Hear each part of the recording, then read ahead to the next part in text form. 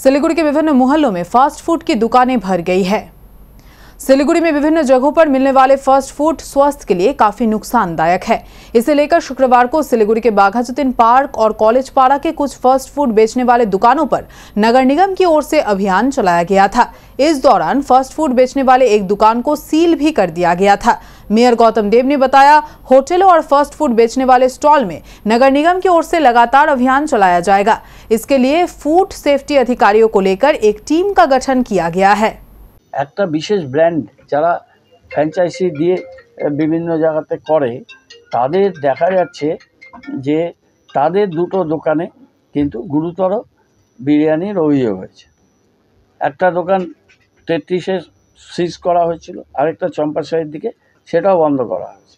কিন্তু আমাদের লাগাতার এই প্রোগ্রামগুলো চলবে। সেদিন আমরা ডিটেলে আলোচনা করেছি যে ফুড জয়েন্টগুলো, বিভিন্ন রেস্টুরেন্ট, তাদের কিচেনগুলো ঠিকমতো আছে কিনা, খাবারগুলো ঠিকমতো প্রসাদ করা হচ্ছে কিনা, খাবারের কোয়ালিটি এবং এর ফুড কন্ট্রোল যে ল্যাব, সেই ল্যাব একটা ল্যাব তৈরি হয়েছে মুখ্যমন্ত্রীর ইনিশিয়েটিভে শালবাড়িতে, যেখানে আমাদের ওখানে একটা কিষাণ মান্ডি করা হয়েছিল।